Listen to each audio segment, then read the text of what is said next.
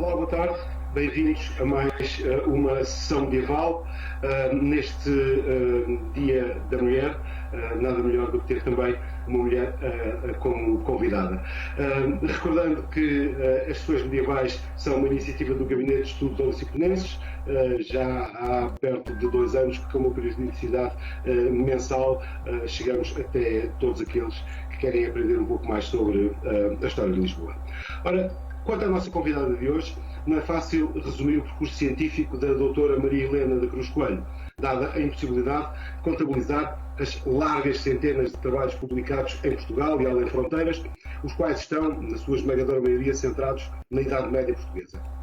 Do estudo pioneiro do Mosteiro de Arouca, séculos X a XIII, que constituiu a sua dissertação de licenciatura, à notável visão de conjunto sobre o Baixo Mondego em finais da Idade Média, a sua dissertação de doutoramento, são tantos e tantos os temas sobre os quais se debruçou, que ficaríamos aqui durante horas e horas a falar sobre eles. Quero, contudo, destacar, por exemplo, a coordenação científica de diversas obras, como o terceiro volume da Nova História de Portugal, com Armando Luís Carvalho Homem, os inúmeros trabalhos sobre cortes medievais portuguesas, sobre o municipalismo e o poder conselheiro medieval, o estudo de personalidades como Dom João I, a quem dedicou um incontornável trabalho monográfico, o bispo Dom Vasco Martinho, Dona Vatassa Lascaris, o infante Dom Pedro ou o arcebispo Dom Gonçalo Pereira, o vasto repertório de publicações de fontes, nomeadamente de forais, medievais e modernos, e o regresso constante a uma das suas paixões, o Mosteiro Cisterciense de Arouca. Professora catedrática da Faculdade de Letras da Universidade de Coimbra desde 1991 e até à sua recente apresentação, foi nessa instituição que iniciou o seu percurso profissional em 1971. E foi também aí que, ao longo da sua carreira, orientou várias dezenas de projetos de pós-doc, teses de doutoramento e de mestrado, entre as quais a minha, que já lá vão uns aninhos. Por tudo isto, mas também por se tratar de uma querida amiga que muito respeitamos e a quem muito devemos, e falo por mim, pelo meu colega Manuel Fialho e também em nome do Gabinete de Estudos Oliciponenses, é uma enorme honra e um privilégio ter hoje, nesta sessão medieval, a doutora Maria Helena da Cruz Coelho, para nos falar da cidade de Lisboa, uma cidade que foi esposa e viúva de Dom João I. A palavra é sua. Muito obrigada. E as minhas primeiras palavras, com todo o gosto, são de agradecimento. Agradecimento ao Gabinete de Estudos Oliciponenses, nas pessoas do Dr. Miguel Martins e do Dr. Manuel Fialho, que me dirigiram este convite para hoje estar aqui nesta sessão. E agora agradeço vivamente esta sinopse que fez para me apresentar, onde se sente essencialmente a amizade daquele mestrando que veio do sul para o centro, do sul Mouro para o centro moçárabe, para termos um encontro que espero dure pelas nossas vidas. Saúdo vivamente todos os participantes que se encontram por via telemática neste fim de tarde para partilharem estas memórias históricas da cidade de Lisboa e também do Reino de Portugal. E permitam-me que, pela coincidência da data, dirija uma saudação particular a todas as mulheres presentes neste dia, em que, sem exclusões nem oposições, convocamos o papel da mulher na evolução da sociedade. O tema que abordaremos, e que já foi anunciado pelo Dr. Miguel Martins, Lisboa, a cidade esposada e viúva do seu rei João, penso que tem mulheres lá dentro. E vou passar a compartilhar, espero bem que assim faça. Penso que está a ver-se agora. Sim. Está. Pronto. E vou então começar. E começo por dizer que a construção desta palestra assenta em documentação de produção vária, régia, senhorial e municipal, mas também em crónicas, eu direi quase muito em crónicas, em particular a crónica de Dom João I de Fernão Lopes e a crónica de Dom Duarte Rui de Pina. crónicas que nós sabemos que são um tempo fontes históricas e fontes literárias que nos merecem e temos de ter uma crítica especial para com tais fontes, mas que são incontornáveis, quer na vertente literária, quer na vertente histórica. Iremos desenvolver este tema em 5 andamentos, espero que tenha este tom musical que quis dar. Estão aqui a ver: Lisboa cercada sofre com o seu esposado, a Lisboa um rei, as Cortes de Coimbra, Lisboa em oração pelo seu rei, a Batalha de Aljubarrota, Lisboa longe e perto do seu rei e Lisboa viúva do seu rei e esposado. E começo então pelo primeiro ponto que me proponho tratar. Ó cidade de Lisboa, famosa entre as cidades, forte esteio e coluna que sustém todo o Portugal, que género é teu esposo? E quais foram os mártires que te acompanharam em tua perseguição e durito cerco? E ela, respondendo, pôde dizer: se me perguntais de parede descende, del rei Dom Afonso IV é neto, à altura do seu corpo, de boa e razoada grandeza, e a composição dos membros em bem ordenada igualdade, com graciosa e honrada presença. É de grande coração e engenho nos feitos que a minha defensão pertencem, e todo o meu bem e defendimento somente é posto em ele. Neste extrato do capítulo 161 da primeira parte da crónica de Dom João I, Fernão Lopes, numa bela prosopopeia no feminino, faz de Lisboa a mulher que se diz esposada do filho de um rei, um neto de Dom Afonso IV, um homem gracioso e bem proporcionado, de grande coração e talento, que se empenha na defesa da sua esposada. Recorte literário do conjunto de capítulos em que o cronista, na sua escrita alegórica, compõe a memória do primeiro rei Davi com os ideais apocalípticos, proféticos e messiânicos que corriam entre o povo. João, o mestre Davi, anunciava-se como um Messias, um Salvador e Redentor, primeiro da Arraia Miúda e depois de todo o reino, após o esforçado sacrifício da luta contra os castelhanos e do doloroso cerco de Lisboa. E Lisboa, até então viúva de rei, tomava o mestre como seu esposado e amparo. E passemos então ao primeiro momento. Lembremos os principais acontecimentos até então ocorridos. Em 1382 o rei de Castela ficou viúvo e Dom Fernando, certamente dando expressão à facção castelhanizante dos seus conselheiros, propôs-lhe o casamento com a sua filha Dona Beatriz. A união foi aceita e a 2 de abril de 1383 assinou-se o Tratado de Salvaterra de Magos, pelo qual se estabelecia que depois da morte de Dom Fernando sem filho varão, Dona Beatriz e seu marido seriam aclamados reis de Portugal. A sucessão ao trono caberia aos filhos do casal e, enquanto se esperava que um filho varão atingisse a maioridade, governaria Dona Leonor Teles como regente. E logo no mês de outubro morreu Dom Fernando. No reino vivia-se um clima de instabilidade e de movimentação coletiva. A alta nobreza e o partido castelhanizante agrupavam-se em torno da rainha, mas lentamente certos elementos dessas linhagens fidalgas, sobretudo filhos segundos e bastardos, alguma cleresia e cavaleiros das ordens militares, o povo de Lisboa e uns quantos oficiais da cidade organizaram-se em torno do mestre Davi, o único descendente real presente no reino. E face à atenção prestada por Dona Leonor Teles a João Fernando Zandeiro, que liderava as pretensões dos grandes da corte, o grupo opositor visou o seu desaparecimento. Procurou-se cativar o mestre para esse ato, mas o mestre hesitava. E não seria por falta de coragem, mas porque estava consciente das suas consequências. Por bem menos, os filhos de Inês tiveram de sair do reino. O feito envolvia perigo de morte, disso estava certo. Assim procurou reunir todos os apoios, desde a nobreza ao oficialato, com destaque para Álvaro Paes, que fora chanceler Dom Pedro e vedor da chanceria de Dom Fernando, que se propunha mobilizar o povo de Lisboa. Preparados os apoios e os cenários, o condandeiro foi morto pelo mestre Davi e por Rui Pereira no dia 6 de dezembro de 1383.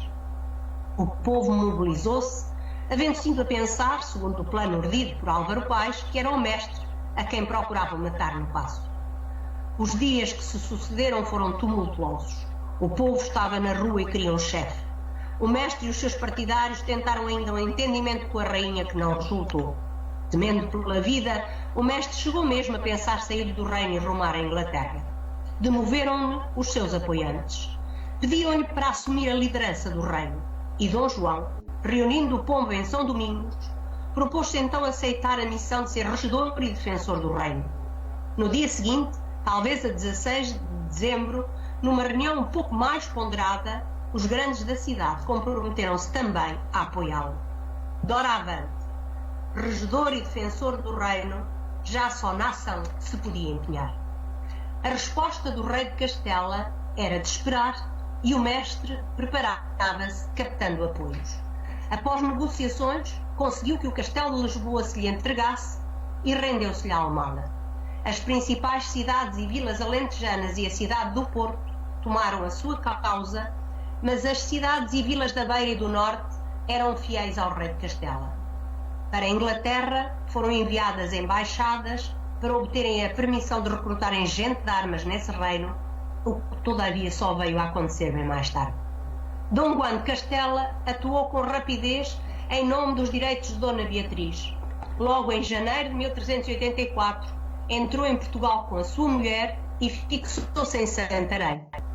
Afastou Dona Leonor Teles da regência, vindo depois a enviá-la para fora do reino.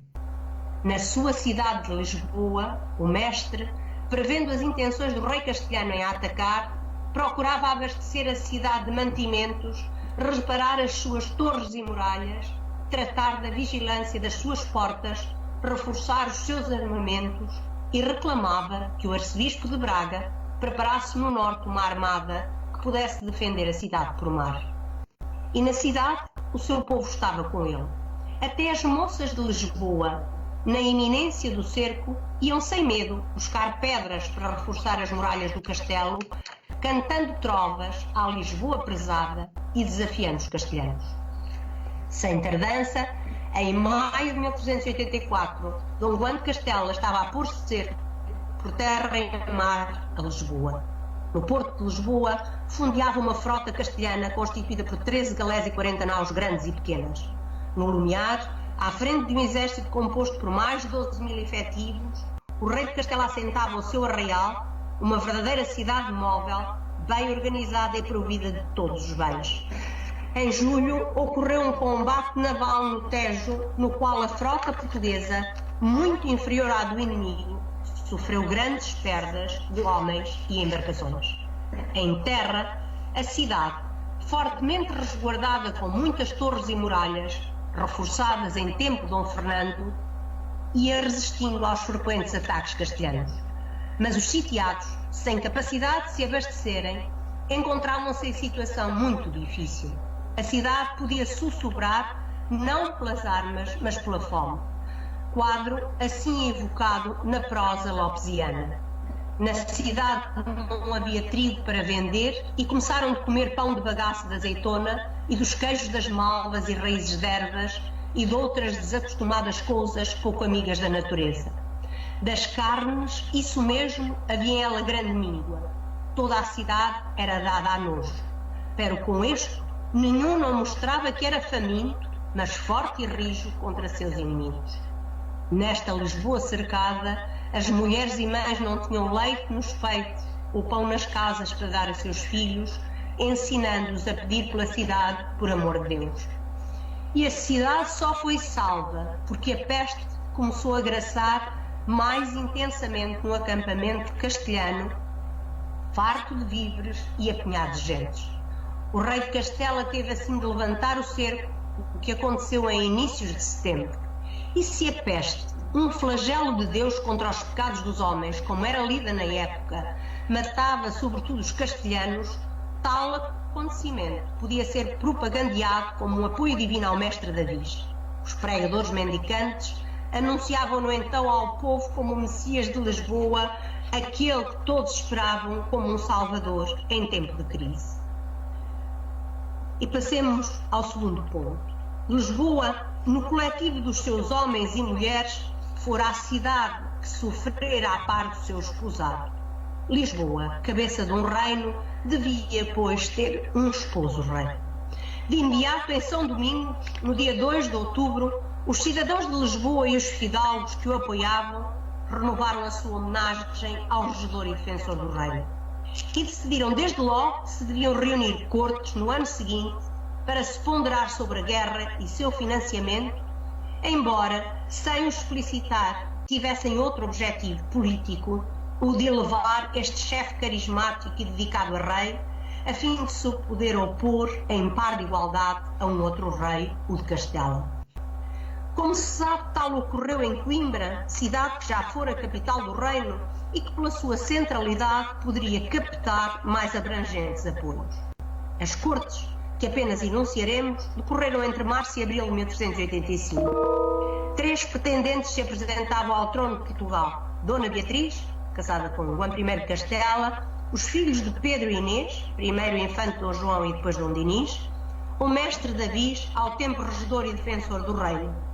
Mas em cortes apenas se encontravam os partidários dos filhos de Dona Inês, encabeçados por Martim Vasco da Cunha e seus aliados, e os do mestre, apoiados pelos conselhos e por alguma fidalguia. Coube ao chanceler do mestre Dom João das Regras toda a teorização e argumentação jurídica nesse areópago, ainda que pronto estivesse também para outros cenários mais belicosos o seu braço militar, Dom Nuno Álvares Freire. O discurso político de João das Regras procurou demonstrar que havia muitos herdeiros para assumir a realeza, procurando a todos igualar na sua condição de legítimos, para então poder defender que devia ser escolhido aquele que já dera provas a favor do reino, lutando pela sua defesa e partilhando com os seus concidadãos as agruras do cerco de Lisboa. Retenhamos o argumento do seu amor aos súbditos na escrita do cronista. Vede que podia mais fazer, que com quantas avanças e prometimentos lhe ao rei de Castela mandou fazer, com grandes acrescentamentos de sua honra e estado, em tempo de tal necessidade qual foi a fome e cerco de Lisboa, que nunca em ele quis consentir por não deixar os povos em sujeição dos seus inimigos. De novo se apelava à indissociável união entre João e a sua cidade para a sua nova etapa ascensional. Dom João acabou finalmente por vir a ser aclamado rei nas cortes de Coimbra a 6 de abril de 1385. O mestre Davis transmutava-se no rei Dom João I e obtinha em cortes a sua legitimação jurídica. Em todas as cidades e vilas do reino ocorreram cerimónias religiosas e civis que festejavam e ritualizavam a entronização e a aclamação real.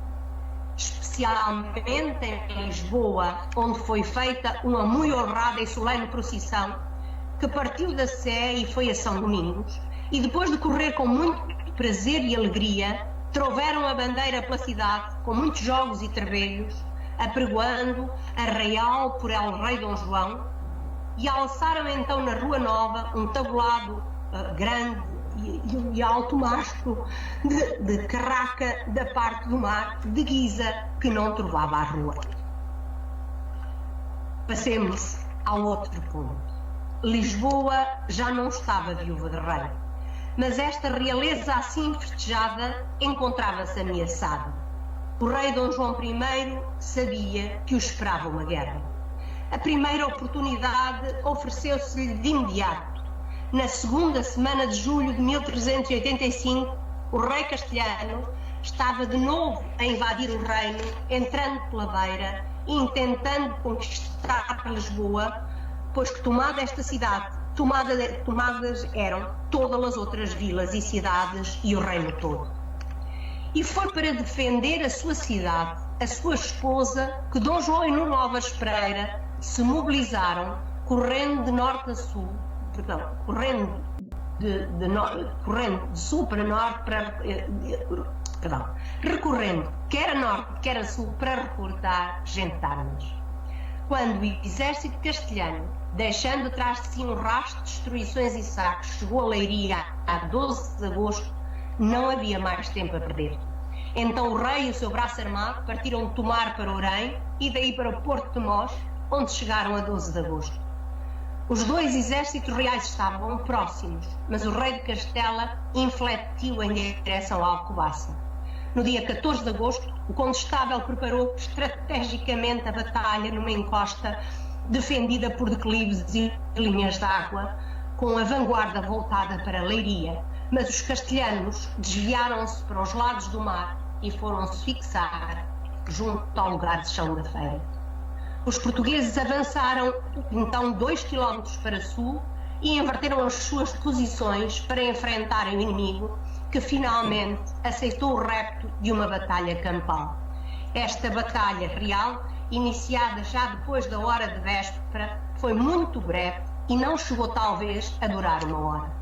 O excelente comando, estratégia e tática de Dom Nuno, a escolha certeira de uma excelente posição defensiva com obstáculos naturais que dificultavam o acesso do exército inimigo, atenuando a desvantagem numérica dos combatentes portugueses, reforçada ainda por obstáculos artificiais, e o eficiente desempenho dos arqueiros ingleses, que entretanto tinham chegado, e dos besteiros portugueses, desbarataram por completo as forças militares castelhanas.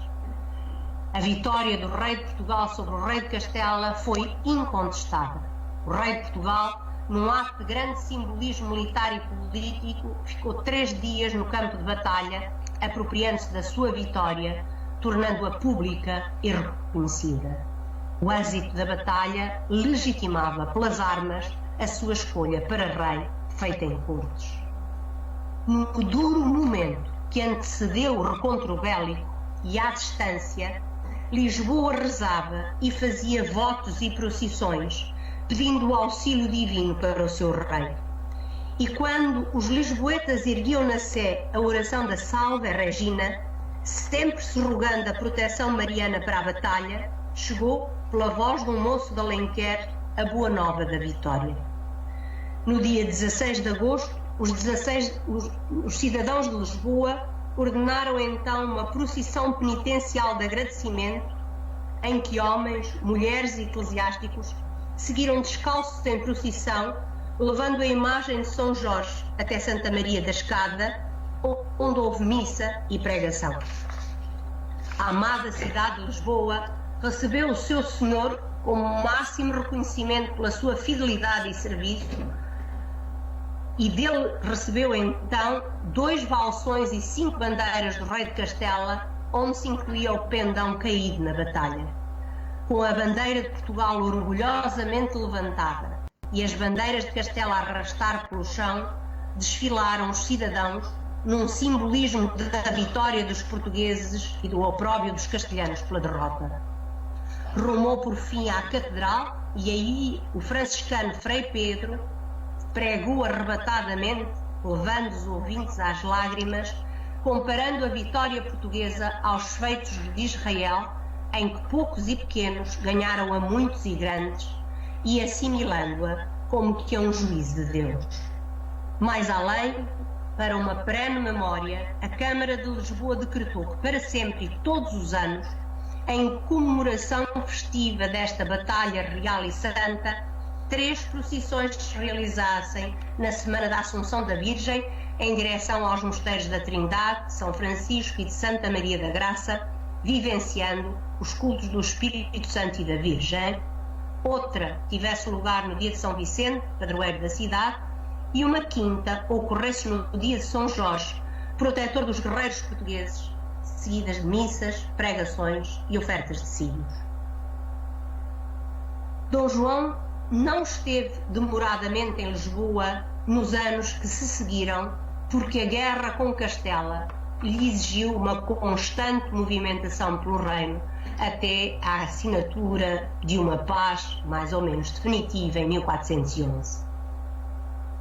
Foi até no Porto que, em fevereiro de 1387, o rei casou com Dona Filipa de Lencastre. Todavia, a cidade de Lisboa viu nascer em 1388 a primeira filha do casal real, Branca de seu nome, que malogradamente viveu apenas alguns meses. E depois, a 9 de dezembro de 1392, nela veio ao mundo Pedro, o terceiro filho varão, de alto protagonismo e também de íntima relação com a cidade que foi o seu berço. Foi ainda em Lisboa que se reuniram 8 das 28 cortes convocadas por Dom João I. Ainda em Lisboa, ou em terras bem próximas, esteve o monarca entre 1411 e 1415, quando alongadamente se preparava a armada para atacar a Praça de Ceuta, conquistada a 21 de agosto de 1415. Mas antes desse fasto acontecimento, um outro bem nefasto toldara os corações de todos os súbditos do reino. Graçando a peste em Lisboa desde inícios de janeiro desse ano, a corte refugiou-se em terras dos arredores, mas tal não impediu a contaminação da rainha Dona Filipa, que acabou os seus dias depois de se despedir de seu marido e filhos no mosteiro de Odivelas, a 18 de julho de 1415. Mas porque Dona Filipa sempre apoiara a expedição de Ceuta, encarando-a como uma guerra santa e justa, tendo mesmo armado simbolicamente os seus filhos cavaleiros, fazendo-os empunhar o lenho da Vera Cruz, este mau presságio foi lido numa propaganda mobilizadora como um bom augúrio. Dona Filipa, já no além, seria a mais empenhada rogatária junto da Virgem e da Corte Celeste para a proteção da empresa que continuamente incentivara.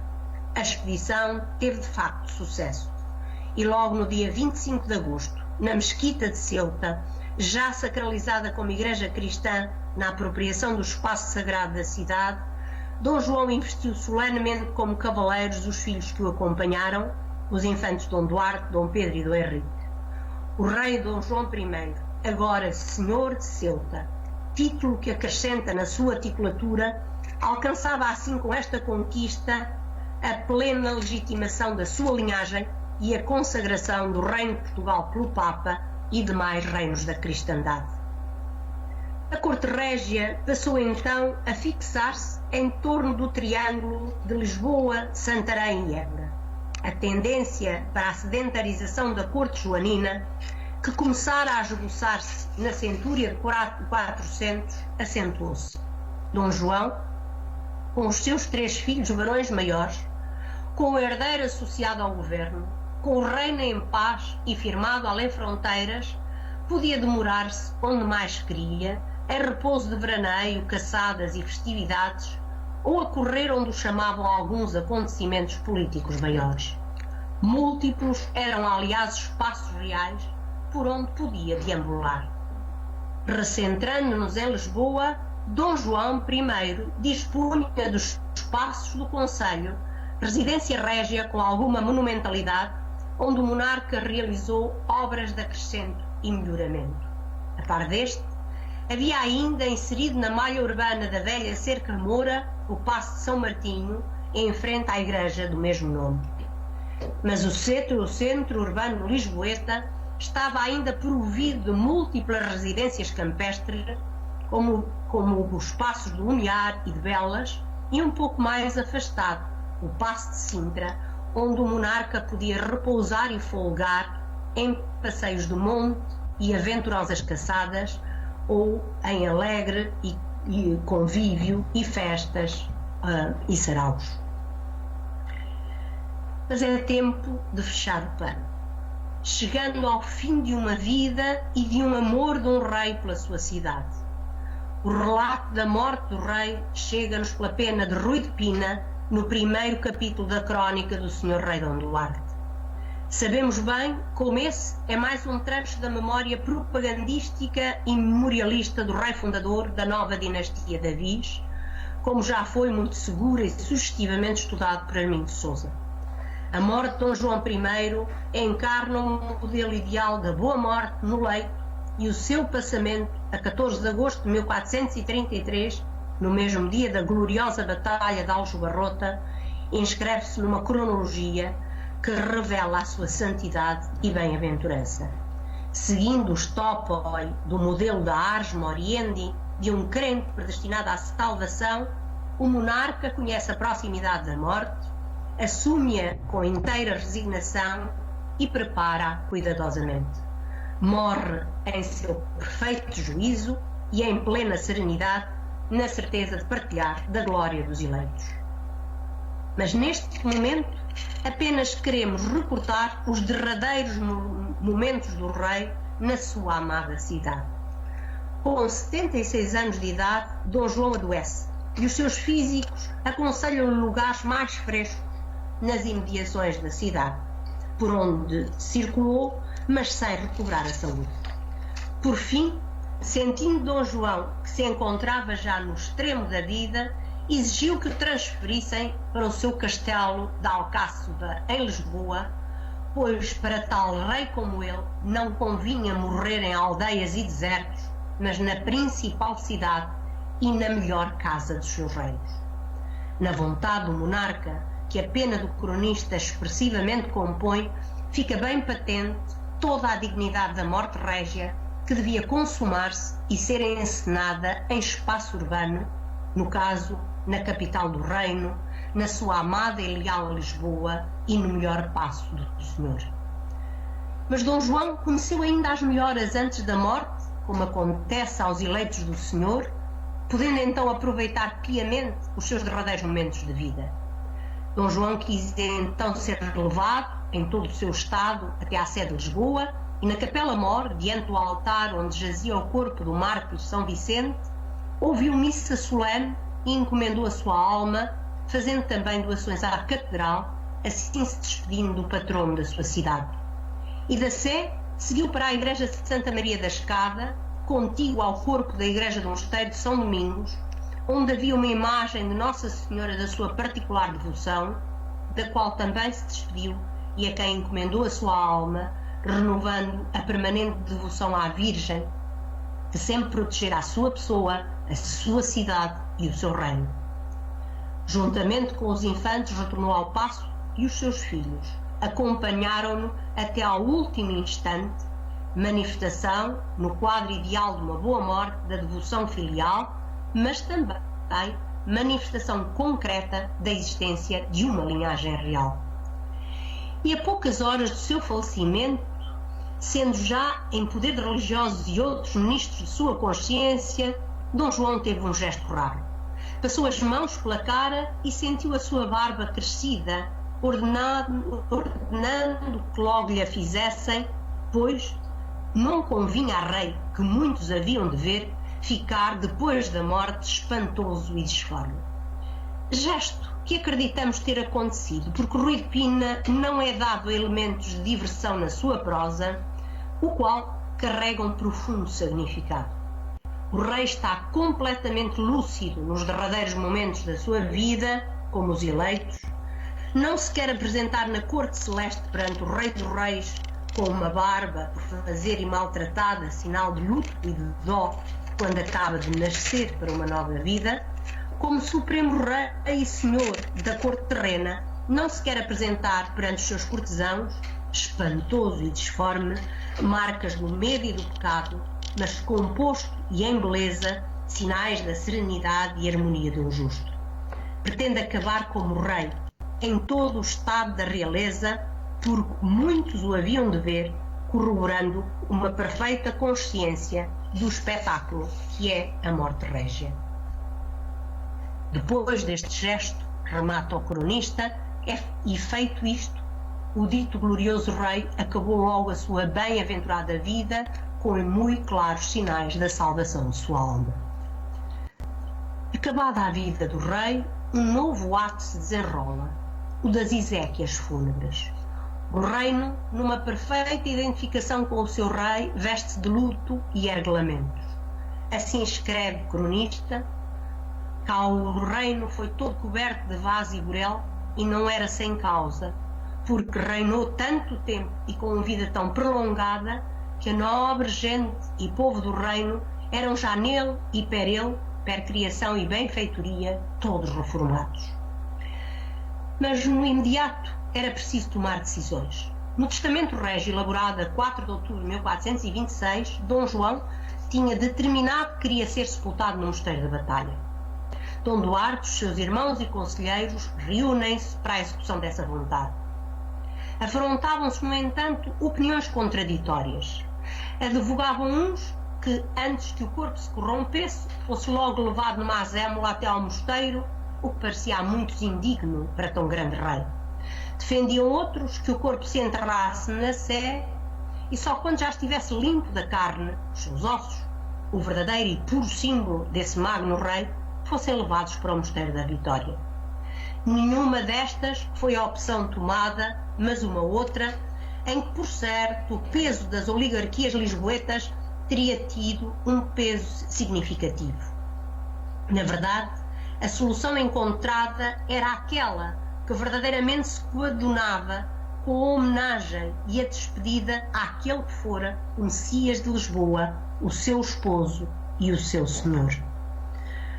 O corpo do monarca, certamente depois de devidamente embalsamado, foi depositado num ataúde de chumbo bem soldado, para poder resistir ao tempo, e recolocado dentro de um ataúde de madeira, coberto de veludo negro, ornado de cruzes brancas, que seriam sem dúvida as de Avis. O corpo esteve na sala do paço até tarde. Na noite de 14 de agosto, como era costume, saiu o cortejo fúnebre. Colocado o ataúde em magnificentes andas, foi transportado aos ombros dos infantes, condes e grandes senhores, envergando librés de burel, seguidos de solene procissão, onde brilhava a luz dos círios e se ouvia um copioso pranto até à Sé de Lisboa, sendo depositado face ao altar de São Vicente. Nessa capela, coberta de panos de dó, num catafalco em degraus, ornamentado na perfeição, ficou o corpo régio em exposição, alumiado por uma profusão de tochas.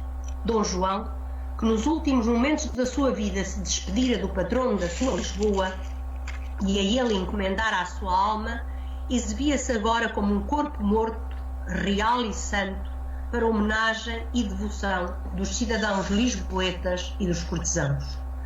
Acompanhavam-no os seus conselheiros, os frades de observância, outros religiosos e os seus capelães, orando dia e noite pela sua alma, perenemente repetindo as horas e os ofícios divinos.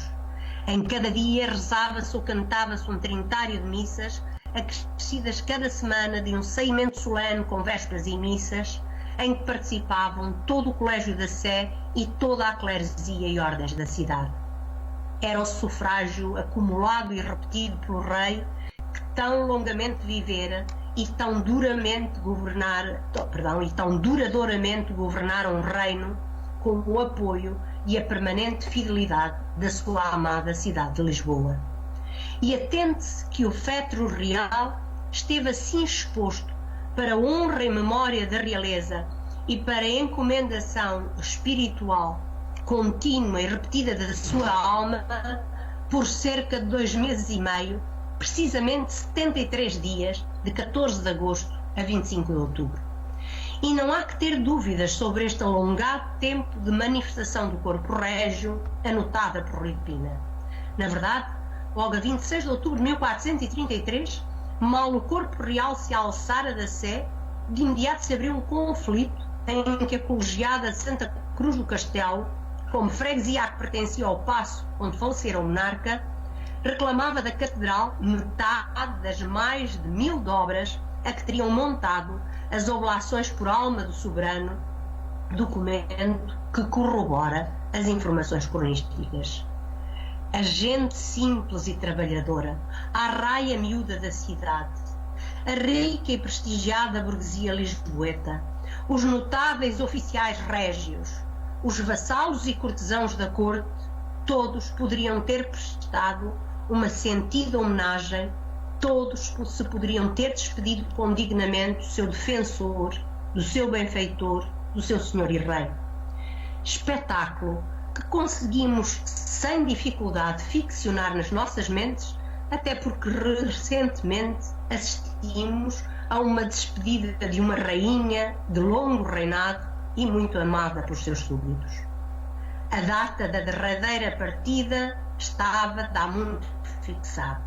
De facto, o rei Dom Duarte, depois da sua aclamação a 15 de agosto, logo após a morte de seu pai, como era usual para que prevalecesse a continuidade da realeza sem interrupções e hiatos, de pronto se dira que a transladação de Dom João I para a batalha ocorreria a 25 de agosto.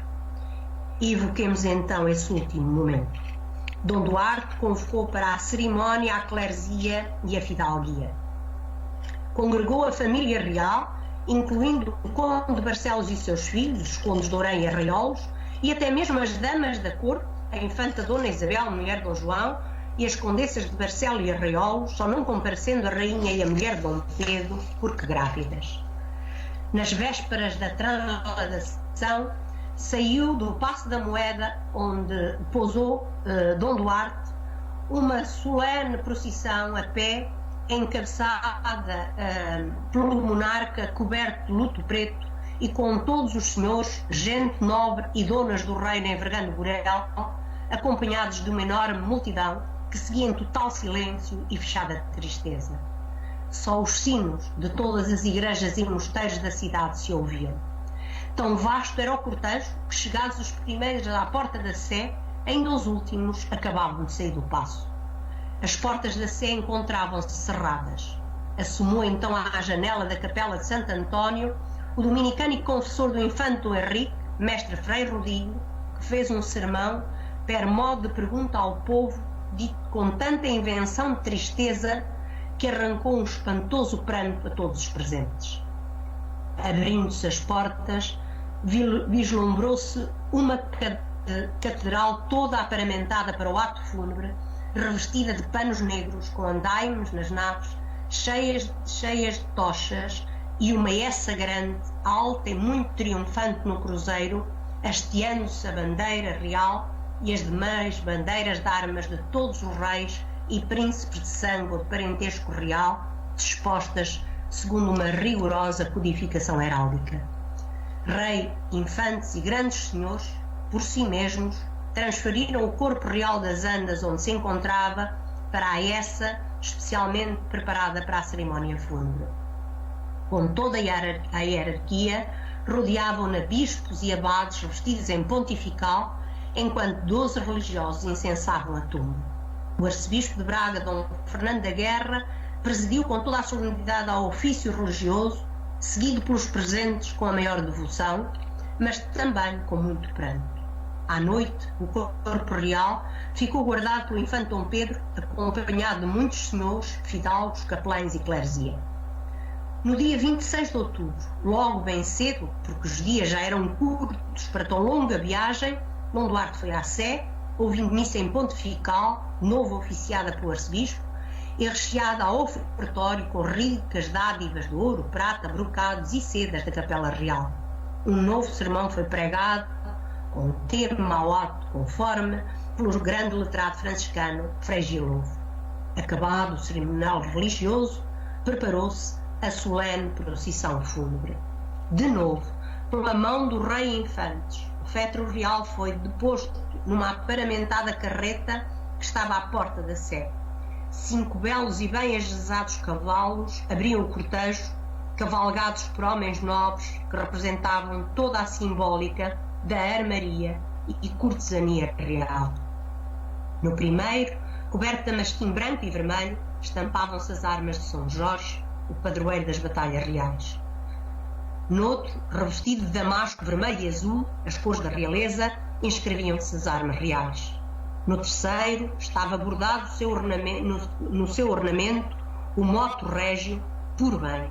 No seguinte, desenhavam-se os pilreteiros da sua divisa. No último, revestido de damasco negro, representava o luto, a ausência do Senhor das Armas e das insígnias figuradas. Logo a seguir, posicionava-se a carreta que transportava o féretro real que Dom Duarte, os infantes e senhores empurravam. Ainda e sempre, em todo o cerimonial, o corpo régio só estava em contacto com a família real e com os mais íntimos cortesãos, como se de uma relíquia sagrada se tratasse. E sempre se via iluminado, alumiado, guiado, enquadrado por clérigos e religiosos com tochas acesas e cruzes na mão. Nos 12 cavalos que os seguiam, visualizava-se todo o cerimonial de armaria e bandeiras, que os reis de armas meticulosamente tinham preparado. O veedor da fazenda empunhava a bandeira com as armas reais, recolhida e derrubada em sinal de dó. Os outros ostentavam simbolicamente o elmo, o estandarte, o guião, a lança, a faixa e as demais armas reais. O derradeiro empunhava um bálsamo preto, cujas pontas arrastavam pelo chão, figurando o rei morto. Era o espetáculo do rei guerreiro invicto que ritualmente se apresentava em cortejo de nojo e luto. Seguiam-se grandes companhias cobertas de burel e em pranto que não se podiam ouvir sem muito espanto, dor e tristeza na expressão do lamento público dos súbditos do rei Nosso Senhor. Na Rua Nova, para o cortejo, ergueu-se de um púlpito um mestre em teologia que fez um sermão para o caso muito louvado. Retomou-se o andamento até junto ao mosteiro de São Domingos. De um estrado, ergueu a voz o eloquente letrado Dr. Diogo Afonso de Mangancha, que proferiu uma oração recheada de coisas monotáveis e assaz benditas, glosando o tema é de nós, moriamur com ela. Daí continuou a procissão até à porta de São Vicente, por onde saiu o corpo régio da cidade. Encenou-se, como que mimetizando as solenes entradas reais, a derradeira saída do monarca da sua amada e leal cidade de Lisboa. Cidade onde nascer e morrer.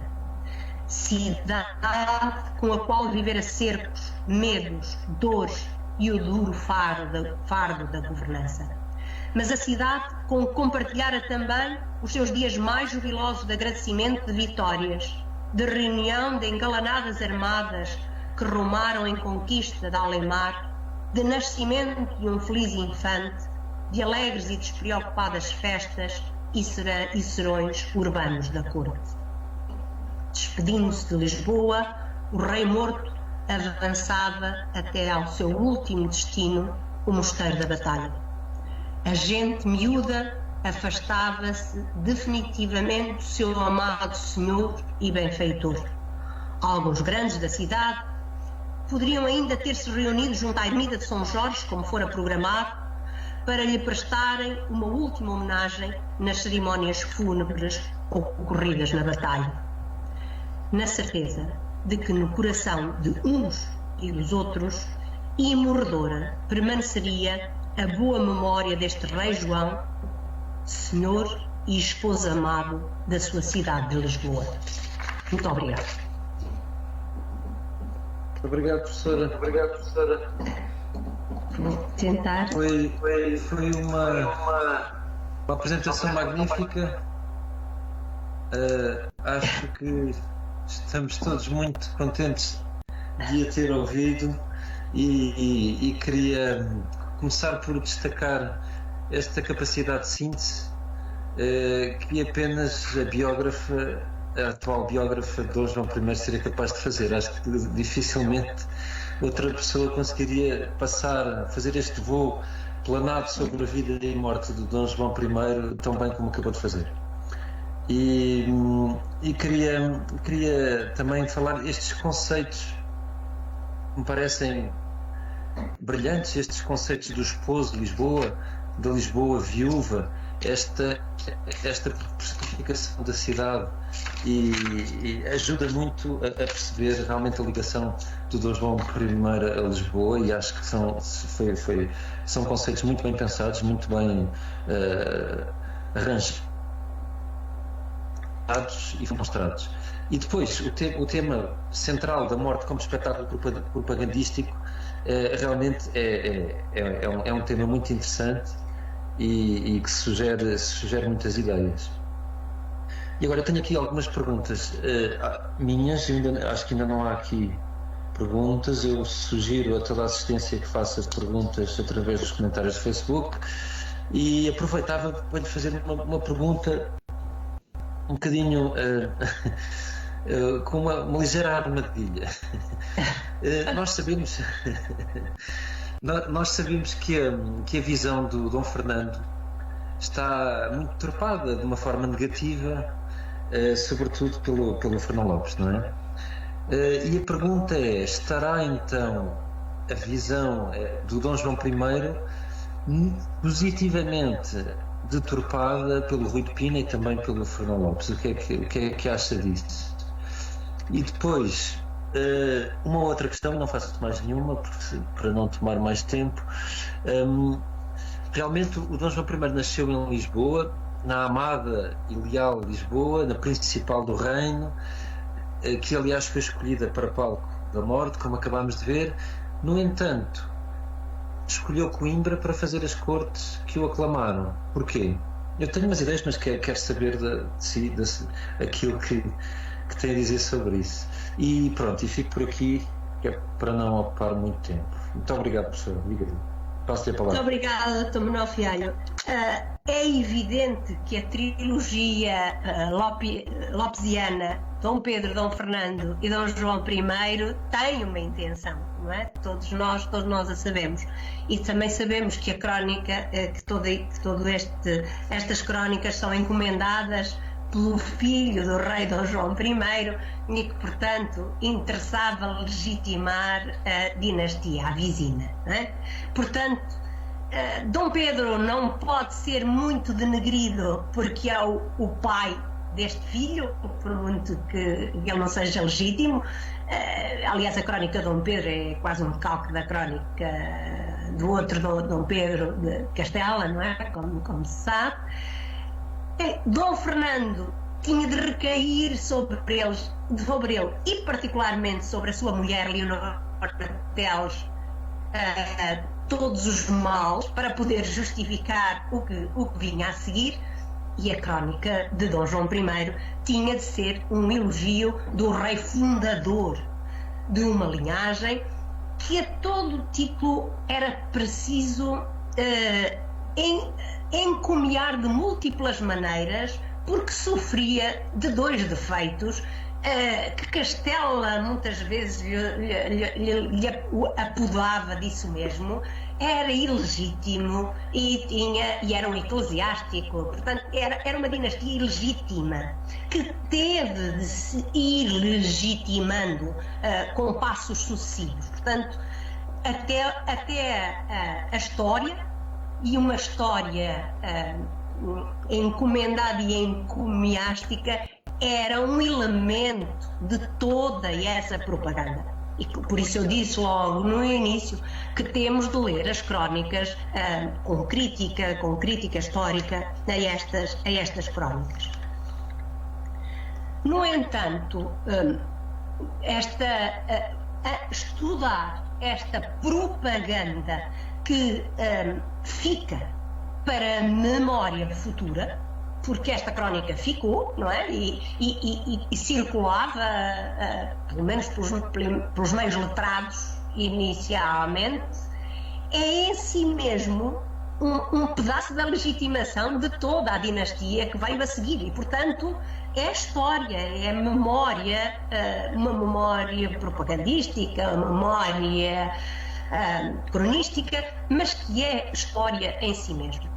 E que está, na minha perspectiva, extraordinariamente bem contada por um cronista que é um homem de grande capacidade literária, mas simultaneamente de grande capacidade para, nessa oratória, incluir a própria história, porque às vezes há factos que pensávamos que seriam pôr-nos em dúvida e eles acabam-nos por ser confirmados.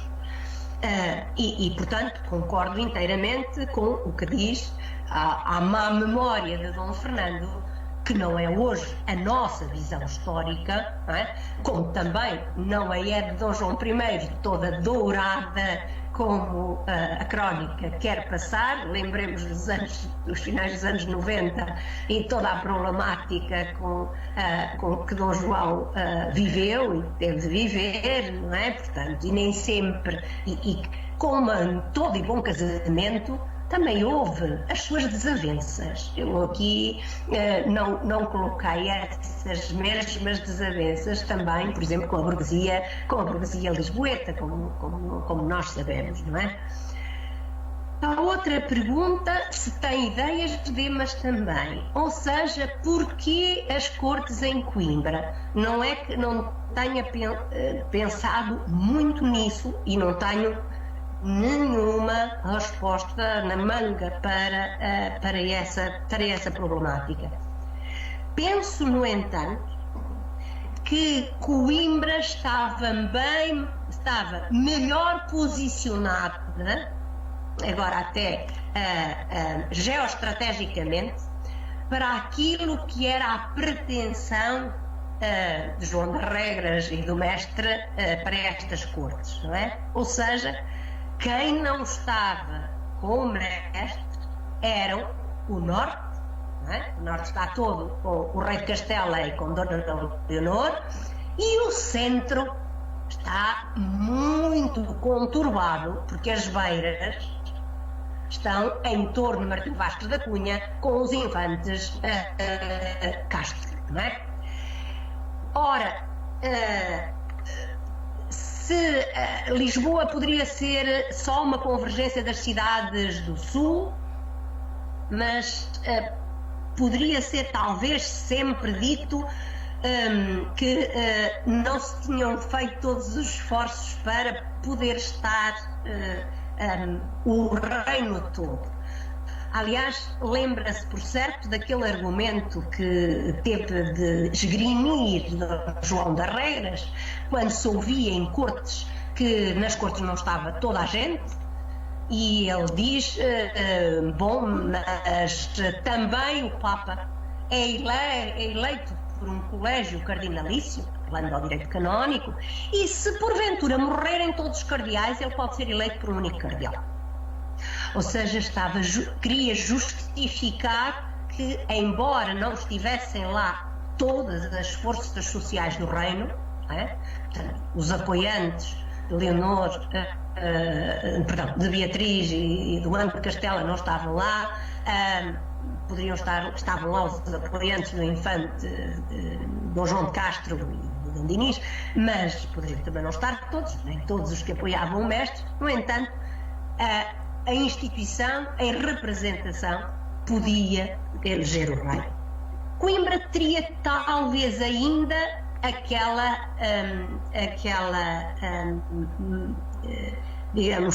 aquele simbolismo que era o facto de ter sido a primeira, depois dos tempos de Guimarães, ter sido a primeira, entre aspas, capital do Reino de Portugal. E, portanto, quando se cria um novo rei para inaugurar uma nova dinastia, retomava-se o primordial, símbolo de Coimbra, onde estivera o rei fundador, o rei guerreiro, o rei também sacralizado até por uma batalha de Ourique, pelo milagre de Ourique, e tudo se reunia em Coimbra. Eu não tenho mais explicações para o caso de Coimbra, quer dizer, não tenho outras explicações. Por certo, outras se poderão aduzir, mas não tenho outras que não estas quando penso porque as cortes em Coimbra. Não sei se o Manuel tem mais algumas para me poder fornecer, ou todos os nossos ouvintes. Estou bastante satisfeito com as respostas. Eu vou passar a palavra ao Miguel para ele fazer algumas questões que queira também, visto que ainda não tivemos questões do público, mas passa ao Miguel então a palavra. Força, Miguel. Bom, mais uma vez, muito obrigado por esta magnífica viagem pelo reinado de Dom João I e tendo Lisboa sempre como pano de fundo. Acho que ficámos todos a aprender muito e a relembrar muito. Eu, obviamente, vou sair da questão das cortes. só uma pequenina nota para dizer que a jogada de Coimbra podia ter corrido muito mal, se não fosse o argumento apresentado pelo Nuno Álvares Pereira de irromper com aquele número de escudeiros armados, e aí decidiu a coisa. Se calhar em Lisboa a coisa teria sido mais pacífica. Mas duas notas muito curiosas que me chamaram a atenção. A primeira, o tanto carpir pela cidade por um rei que curiosamente até regulamentou o carpir de finados em Lisboa. Não deixa de ser engraçado. Mas eu volto ao princípio da apresentação, quando nos leu aquele excerto de Fernão Lopes, e em que há uma menção que se calhar passa despercebida a muita gente. O cronista não sublinha o facto de ser filho de Pedro I, mas sublinha a circunstância de ser neto de Afonso IV, que, curiosamente ou não parece que seja uma coincidência, tinha sido o único rei até aí a nascer em Lisboa. Se calhar é propositado para sublinhar ainda mais a relação do rei Dom João com a cidade. Eu tenho sobretudo uma questão que tem que ver com toda esta pompa e circunstância. Poder-nos aparecer, e provavelmente será, uma situação de exceção, porque poderá haver aqui alguma grande excepcionalidade em todo este aparato, em toda a forma como o cortejo fúnebre e como as cerimónias fúnebres decorrem.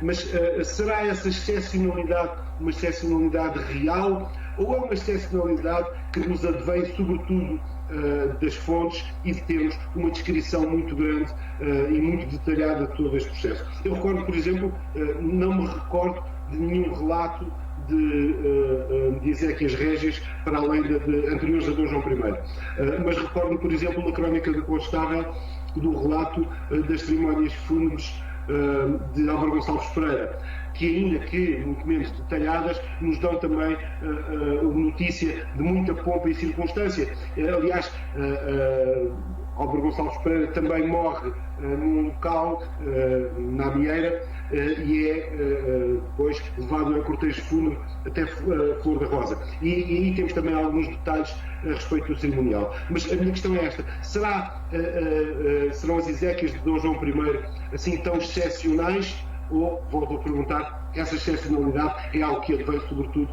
da disponibilidade das fontes? Muito obrigada, Dr. Miguel Martins. Realmente, e aponto todos os aspectos porque me parecem interessantes. É evidente que diria que é mais fácil em Lisboa, seria mais fácil em Lisboa às Cortes, porque não teria, mas enfim, se Martinho Vaz da Cunha viesse com os seus sequazes era a mesma coisa. É claro que o roncador vinha roncar para Lisboa, não é? E Nuno Álvares Pereira lá estava com os seus homens para, se o roncador roncasse demais, resolver o problema. Quanto ao carpir de finados, é interessante porque realmente as leis de Dom João I vão nesse sentido e vai continuar a legislação nesse sentido, mas obviamente, e já vamos depois para a outra, eu acho que a excepcionalidade justifica este dó público e excessivo por um rei. Aliás, faz-me também dizer um ponto quanto às imagens. As imagens, é evidente, nós não temos iluminura portuguesa, portanto eu andei a saquear imagens de cortejos fúnebres pelo Conde da Borgonha, andei a saquear pelo Rei de França, exceto que fui saquear, e já lá vamos, a Dom Manuel, ao livro de horas de Dom Manuel, não é? E por isso é que, e já lá vou. Quanto a Dom Afonso IV, muito obrigado, não tinha pensado nisso quando disse isso, mas pensei, ele aponta-se como neto de Afonso IV, e até pensei que fosse por Afonso IV ser incólume. Até agora não se conhecem filhos ilegítimos de Afonso IV. Parece que não. E por isso pensei, vai a Afonso IV exatamente para, através de buscar aquela legitimidade. Mas essa ideia de também nascer em Lisboa, tudo ao mesmo tempo pode ser importante. Excepcional. Sem dúvida que as fontes nos levam a pensar nisto. Mas em matéria de reis, não acredito que nenhum tivesse tido digamos, alguma coisa de semelhante aos cortejos fúnebres, à manifestação régia do corpo régio, como o Dom João I, porque o contexto epocal também era este. Também é o que eu quero dizer, não é só por ser Dom João I, que realmente governou muitíssimos anos, e isso é muito importante, não é? Mas o contexto epocal, lá está, que eu também apresentei Carlos VI, não é? Uma das imagens, era desta morte régia ostentada, representada, que vai continuar maximamente depois em toda a dinastia de Avis, até a Dom Manuel, e realmente ver-se aquela imagem já no livro de horas de Dom Manuel, que nos serve, creio que perfeitamente, está toda em panos de dó, toda de pano negro, com a bandeira real, e portanto deveria ser algo muito semelhante. O que não quer dizer, e lembrou o caso de Álvaro Gonçalves Pereira, e eu lembro a transladação, aquela que até também Fernão Lopes diz, a primeira que se fez no Reino de Portugal, a transladação do mosteiro de Santa Clara, a Velha, não é? Para Alcobaça de Inês Pereira, não é? Portanto, de Dona Inês. Portanto, em que o cronista também descreve que por todo o caminho esteve alumiada por tochas, e que foi acompanhada sempre, enfim, era um caminho longo, porque esse era um trajeto. Eu não descrevi o trajeto depois de sair de Lisboa para a Batalha, que também foi ele, com várias paragens em vários mosteiros, sempre com orações, etc. E é mais esse tipo de traslado que leva. Outra vez, como eu estudei também naquele livro, os diálogos entre a vida entre a morte entre a vida e a morte, entre o amor e a morte, que estudei também o sermão depois pregado, e portanto esta ceremonária é alguma coisa que está a surgir também decorrente das correntes franciscanas, e que estamos nos finais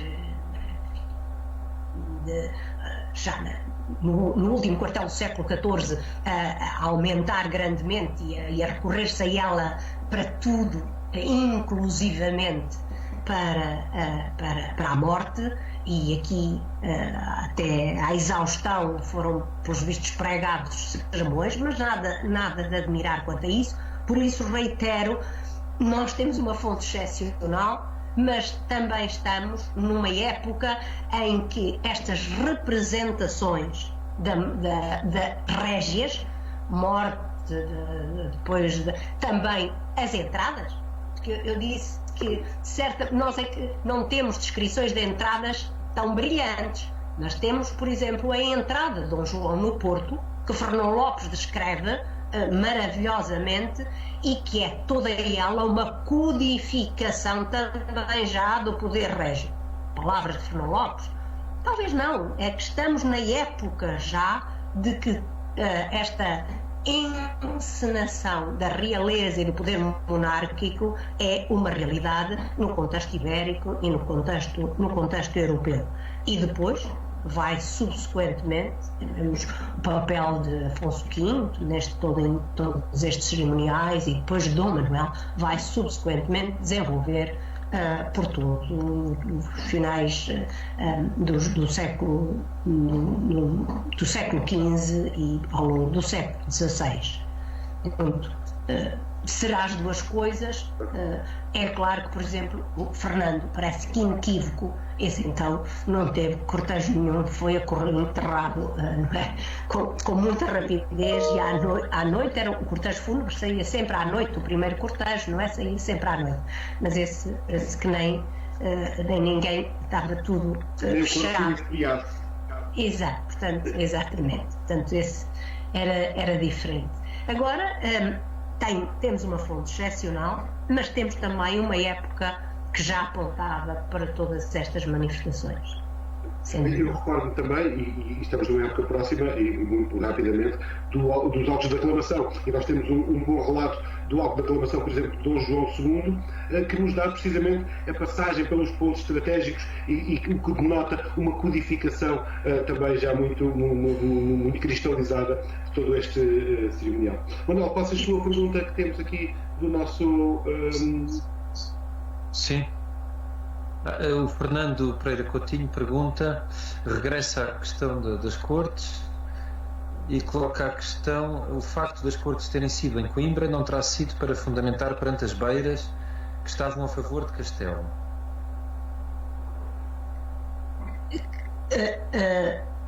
Não se quer que eu repita? Ora, eu percebi. Ora bem, cortes em Coimbra para fundamentar que estavam a favor. Que estavam quem? Portanto, vamos lá. Se calhar para fazer um contraponto às beiras que estavam do lado de Castelhano, quer dizer, não propriamente, mas...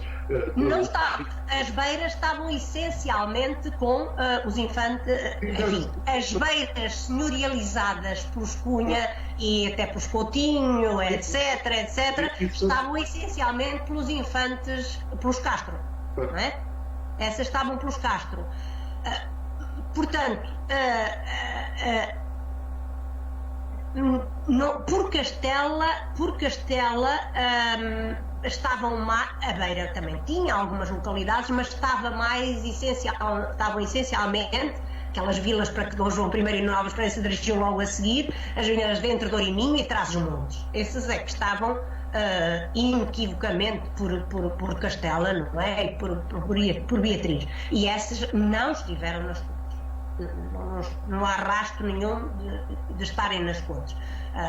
Os ditos 56 capítulos que se faz, quer pelos confessores de Dom Fernando Lopes, quer pelos documentos que o Dr. Armindo colegiu, e já estão documentadas dessas 30 e tal, nenhuma delas contém nenhuma vila do Entre Douro e Minho e Trás-os-Montes. Contém algumas terras da Beira, não sabemos para que lado estavam, isso contém, sem dúvida, depois contém muitas digamos, a sul do Mondego e depois no Alentejo.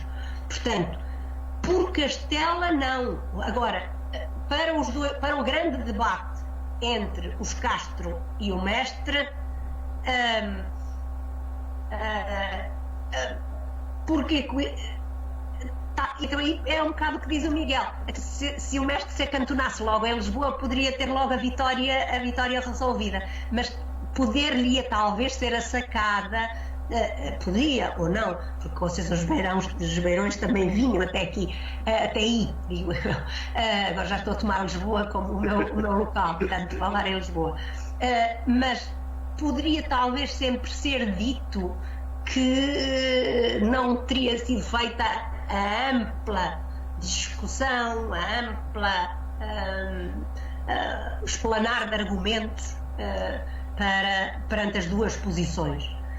Creio que ninguém vai ter resposta quanto a este. Penso eu que ninguém vai. Podemos aduzir hipóteses, mas creio que ninguém vai ter uma resposta em absoluto sobre esta questão, digo eu, a não ser que venha algum documento que mais nos esclareça sobre este ponto. Temos aqui também uma outra questão da Mónica Santos. Queres dizer, Miguel? Sim, é igual. Olá, boa tarde. A conquista de Ceuta está sobretudo associada ao espírito cruzadístico da época e à afirmação da dinastia de Avis. Certo ou nem por isso? Pergunta a nossa Mónica Santos.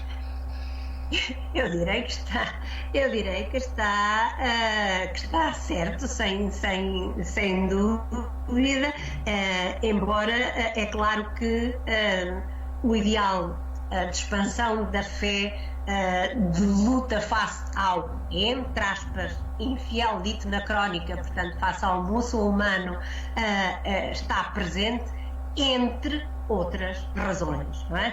Mas claro que essa é até a justificação por parte dos extrato clerical para a ida a Além-Mar a lutar contra os infiéis que já tinham vindo daquela terra para Portugal, e agora éramos nós que íamos à terra deles desafiá-los. É claro que subjacentes estavam outras razões, desde as motivações da nobreza, que havia terras no reino, não havia glórias, não havia proveito, e portanto Além-Mar podiam não ir buscar. Estavam também motivações da burguesia, porque poderiam ir encontrar novos portos para comerciar, podiam, e isso foi o que mais conseguiram, estrangular o canal, ali a zona de Gibraltar, para impedir a pirataria moura, não é? Portanto, já não ser os dois lados muçulmanos para atacarem a circulação dos navios que vinham do Mediterrâneo para o Atlântico, e estavam também subjacentes as múltiplas esperanças do povo de melhor vida, que não veio possivelmente a ter, uma vez que os cereais e o ouro se desviaram das rotas e não passaram por Ceuta, deixaram de passar por Ceuta, e portanto não foi em Ceuta que encontraram a resolução para os seus problemas da fome ou para os seus problemas das más condições de vida.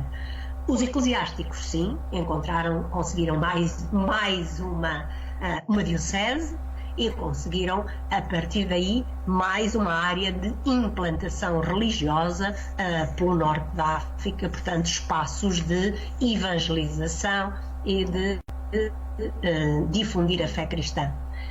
Ceuta, ainda aproveitando, digamos, a meu ver também, tem um profundo objetivo político por parte de Dom João I. E eu acho que a frase que Zorara põe para este aspecto é realmente importante. É que Ceuta era como que a última etapa que era necessário no programa de legitimação de Dom João I. Não é? Quer dizer, era ir para uma guerra que já não fosse uma guerra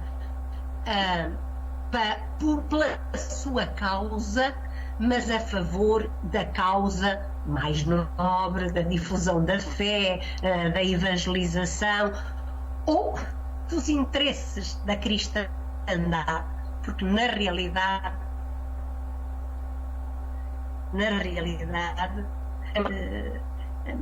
a quem muito interessou, não direi mais, mas a quem muito interessou esta Ceuta foram aos reinos da cristandade, particularmente às repúblicas italianas, que nunca deixaram, por isso mesmo, que Ceuta fosse entregue. E tudo fizeram para que Ceuta nunca fosse entregue, justamente porque Ceuta representava essa possibilidade de dominar a pirataria, dominar o corso. Especialmente isso é que era muito importante. E com esta vitória, aliás, o epitáfio de Dom João I repete-o à saciedade, com esta vitória a sacralização da linhagem de Davis já era incontestável, quer dizer, já não havia mais capacidade de lhe apontarem máculas de ilegitimidade, máculas de descender de um ramo ilegítimo para poder garantir a sucessão da nova dinastia. Estava justificada agora a nível do Papa, que concedeu, como nós sabemos, várias bulas, estava, portanto, plenamente consagrada junto dos mais altos valores da cristandade, concretamente da Curia Pontifícia. Queria só então da minha parte, dizer que há várias pessoas muito contentes pela comunicação, pela apresentação, e que lhe dão os parabéns e que gostaram muito, e que agradecem. E da minha parte também tenho que dizer o mesmo. Também gostei muito e agradeço muito esta apresentação, que vai enriquecer muito as nossas sessões medievais. Muito obrigado, professora Maria Helena Coelho, foi um prazer tê-la aqui, e agora passo a palavra ao Miguel para encerrar. Obrigado, professora. Obviamente, só tenho que dizer que é sempre um gosto ouvi-la, é sempre um gosto aprender consigo. Sra. Doutora, foi um enorme prazer tê-la connosco aqui hoje. Creio que ficámos todos mais ricos com o seu saber, e estamos todos muito felizes. Esperemos poder um dia voltar a contar em breve com a sua participação. Agradecer-lhe mais uma vez pela sua disponibilidade, pela sua generosidade, e agradecer a todos aqueles que nos estiveram a ver e a ouvir, e lembrar-lhes que regressaremos no próximo mês com mais uma sessão medieval. A todos, muito obrigado. Sra. Doutora, mais uma vez, muitíssimo obrigado pela sua presença. A todos, se me permitem uma última palavra, sou eu que agradeço o convite, sou eu que agradeço a todos os que me estiveram a ouvir e que me mandaram essas felicitações. Quis relevar esta ligação de Dom João I a Lisboa por esta via. Foi um percurso, uma síntese. No futuro aceitarei outro repto, eventualmente, de as Cortes de Lisboa e Lisboa em Cortes, mas isso será o outro repto que também pode ficar no futuro em carteira. E agradecendo e lembrando mais uma vez este dia, o dia de hoje, e muito obrigada por terem convidado de facto uma presença feminina neste dia 8 de março. Mais uma vez sou eu que agradeço, quer aos que me convidaram, quer aos que me ouviram. Muito obrigada. Obrigado e boa tarde. Obrigado, professor. Boa tarde.